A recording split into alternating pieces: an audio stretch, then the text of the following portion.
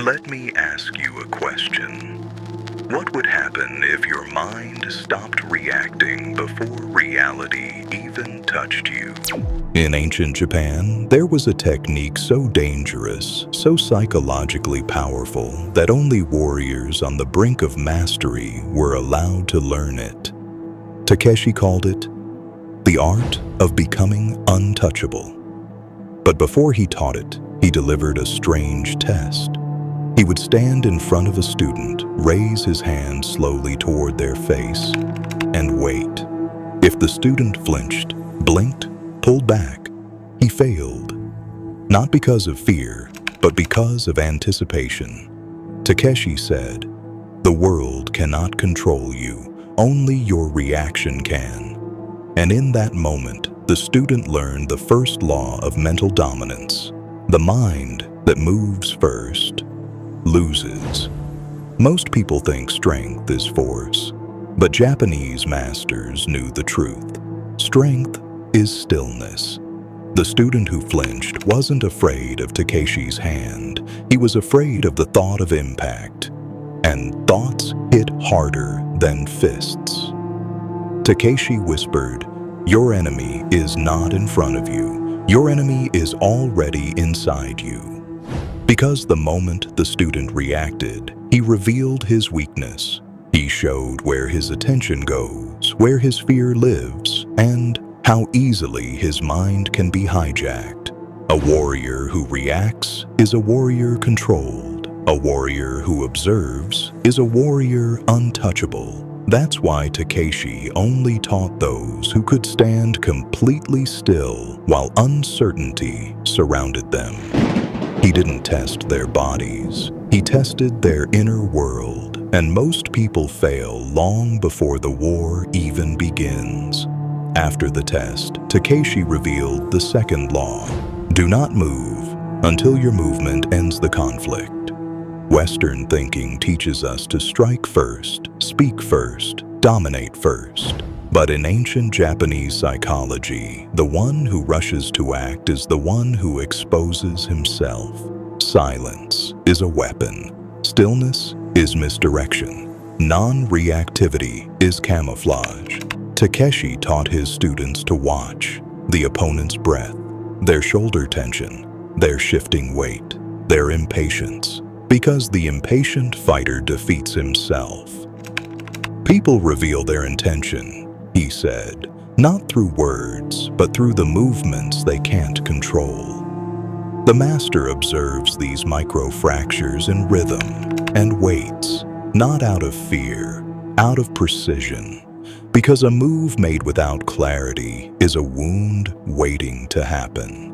Weeks into training, something strange happens. The world begins to slow. Not because the opponent is slower, but because you are no longer reacting to noise. When your mind stops predicting, time expands. When your mind stops anticipating, fear collapses. When your mind stops flinching, clarity appears. Takeshi explained this phenomenon simply. When the mind is still, the world reveals itself. In this state, you no longer see random motion. You see intention. You see openings before they open. You see attacks before they form. You see emotional energy before it erupts. This is why masters look superhuman. Not because they're faster, but because you're busy reacting while they are busy perceiving. And once you reach this level, Takeshi finally teaches the forbidden technique. The technique that turns a human mind into something far more dangerous. Only when a student mastered stillness did Takeshi reveal the truth. A warrior does not beat the opponent. He makes the opponent beat himself. Then he demonstrated the forbidden technique. He stood motionless, eyes soft, breathing slow, as a student rushed toward him with full force. But right before impact, Takeshi shifted, not violently, not dramatically, just enough for the student's own momentum to collapse him onto the ground. No strike, no force, no aggression, just awareness. Takeshi said, "If you need strength to win, you're already losing. Because strength drains, speed fades, technique fluctuates. But awareness is infinite." The forbidden Japanese technique was this: use the opponent's mind against their own body. Let their fear, their overthinking, their urgency do the damage for you. You don't fight the body. You fight the reaction hidden inside it. There comes a moment in training when Takeshi does something unexpected. He stops attacking the student and begins attacking their identity. He asks questions like, "Why did you flinch? What did you expect would happen?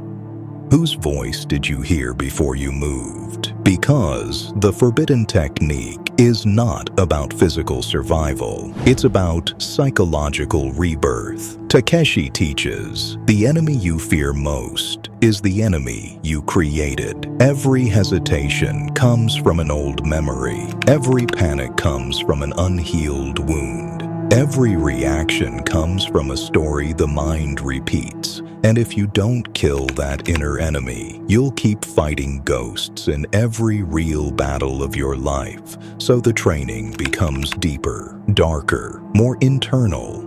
Unlearning fear, unlearning speed, unlearning ego.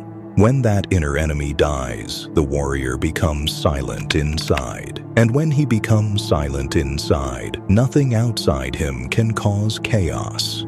Eventually, the student steps into the dojo with a presence that didn't exist before. He doesn't walk fast. He doesn't try to look dangerous. He doesn't force authority. But suddenly, everyone feels it. Takeshi calls this the shadowless aura. It's the energy of someone who no longer reacts, someone who doesn't get pulled by fear, provoked by noise, or manipulated by movement. Opponents freeze, their breath shortens, their mind races, because they cannot read someone who isn't broadcasting emotion. This is the final layer of the forbidden technique. Become unreadable. When your mind stays still while theirs is screaming, they lose the battle before the fight even begins. Your silence becomes pressure. Your calm becomes dominance. Your presence becomes strategy. This is what terrifies them. Not what you do, but what you no longer react to. At the end of training, Takeshi stands in front of the student one last time. He raises his hand toward the student's face. The same test from the beginning, but this time there is no flinch, no blink, no movement, just awareness, just presence, just mastery. Takeshi smiles and says, "When you stop reacting, the world loses all weapons against you." Because the technique was never about combat. It was about consciousness, about creating a mind that cannot be provoked, cannot be manipulated, cannot be controlled. A mind that moves only with clarity, not fear. A mind that attacks only with purpose, not panic. A mind that sees reality as it is, not as the wound imagines it. This is the forbidden Japanese secret. Control your mind, and you control everything else. Takeshi bows and says, "You are no longer a fighter. You are now a master." And the student finally understands. Victory was never in the strike. It was always in the silence before it.